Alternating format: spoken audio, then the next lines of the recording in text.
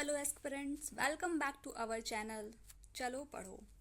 तो हम लोग UGC NET JRF political science की जून 2024 के कट ऑफ को एनालाइज करके एक एक्सपेक्टेड कट ऑफ ट्राई करेंगे गेस करने की कि इस बार एनटीए क्या एक्सपेक्टेड कट ऑफ देता है for net JRF and PhD only.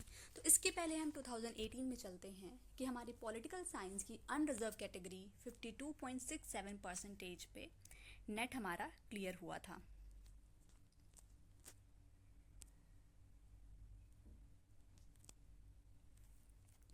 ये देखिए, अनरिजर्व कैटेगरी 52.67% पर नेट क्लियर हुआ था। ठीक है, तो अब आगे देखते हैं। ये देखिए, दिसंबर 2028 में हमारा जो नेट है अनरिजर्व कैटेगरी के लिए 55.33% पर हुआ था।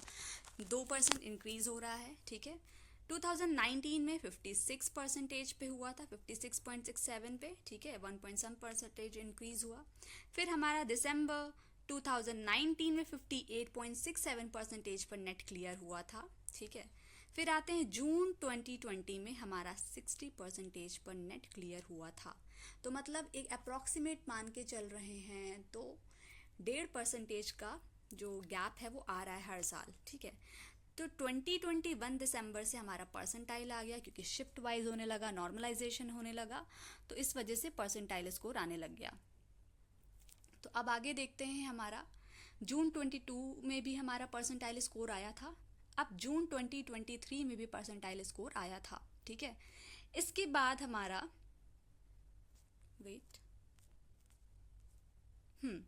दिसंबर 2023 में अगर आप चेक करेंगे,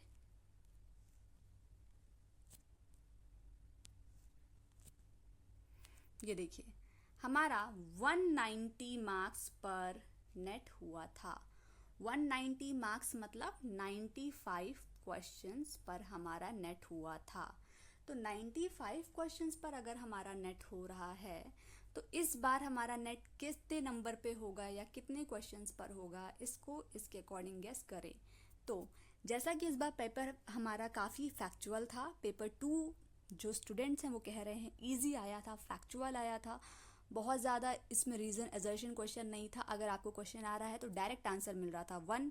अगर किसी भी ऑप्शन में क्वेश्चन में आपको एक आंसर समझ में आ रहा है कि इसका ये कंफर्म है तो आपके आंसर्स मैच हो जा रहे थे।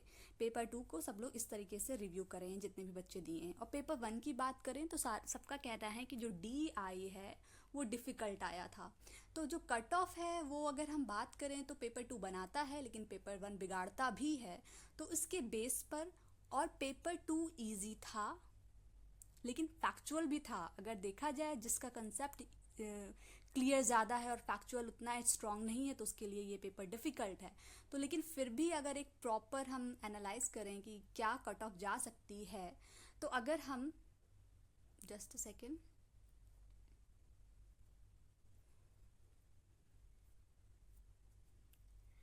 अगर हम 3 क्वेश्चन को ऐड कर दें, ठीक है, जैसे कि 190 हमारा गया है अनरिजर्व में, मतलब 95 क्वेश्चन पे, तो अगर हम 98 क्वेश्चन कर लें मतलब 196 को हम सेफर पॉइंट मान सकते हैं नेट के लिए। 3 क्वेश्चन से ऐड कर दें।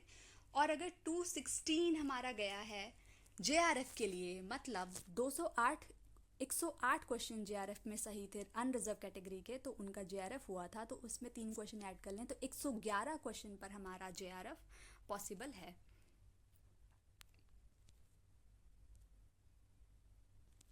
ठीक है, तो अगर हम जेआरएफ की बात करें, अभी हम अनरिजर्व कैटेगरी की बात कर रहे हैं, तो जो हमारा नेट है वो हमें मिलेगा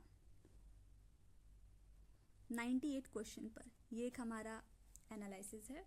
और जो जेआरएफ है वो हमें मिलेगा 111 क्वेश्चन पर। ठीक है, तो इसी तरीके से सारी कैटेगरी में हम चीज़ों को ऐड ऑन करेंगे कि 2024 में क्या हमारा पॉसिबल है।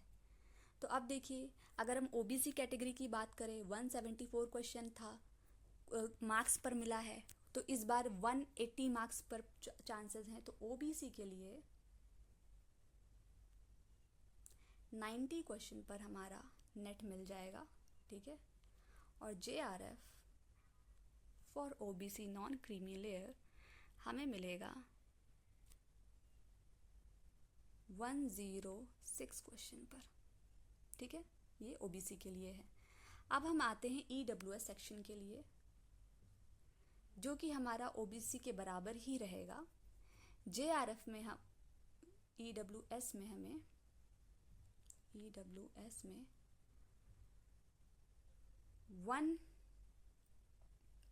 180 मार्क्स मतलब 90 क्वेश्चन पर नेट, और जेआरएफ हमें मिलेगा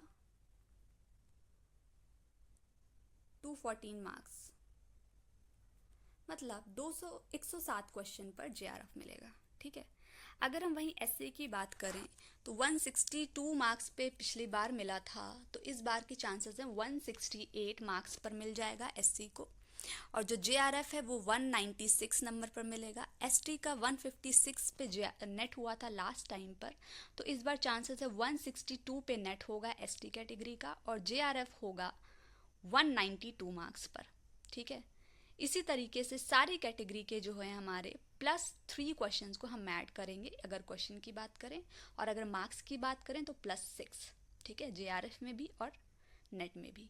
अब हम पीएचडी की बात करते हैं, तो पीएचडी का अगर हम देखें तो अगर हम 4 क्वेश्चन नेट की कट ऑफ से, जो लास्ट ईयर की नेट की कट ऑफ थी, उसमें हम 4 क्वेश्चन मतलब 8 मार्क्स को डिक्रीज कर दें तो हमारा पीएचडी का चांसेस है।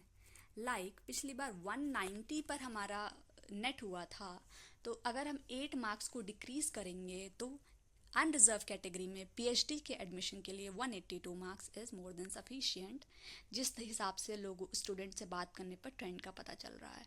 और जो ओबीसी नॉन क्रीमी लेयर है, इसमें भी हम 8 मार्क्स को अगर रिड्यूस करते हैं तो हमारा 166 मार्क्स है फॉर पीएचडी ओनली। ईडब्ल्यूएस का भी सेम रहेगा 166 मार्क्स। एससी का हमारा अगर हम बात करें तो 8 मार्क्स अगर डिक्रीज करेंगे तो 154 मार्क्स पर हो जाएगा। एसटी की बात करें अगर पीएचडी ओनली पर, तो इसमें हमारा 148 नंबर पर हो जाएगा। इसी हिसाब से हमारी सारी कैटेगरीज में हम 8 मार्क्स को रिड्यूस कर देंगे तो पीएचडी ओनली में हमारा एडमिशन के चांसेस रहेंगे। ठीक है, कि हम उसको क्वालिफाइड कर चुके हैं, हम यूनिवर्सिटीज़ में अप्लाई कर सकते हैं फॉर पीएचडी। ठीक है, thank you so much for watching this video. अगर आपको कुछ भी डाउट है या कुछ समझ में नहीं आ रहा है या कुछ भी सजेशन है, आप इसको बता सकते हैं। Thank you so much.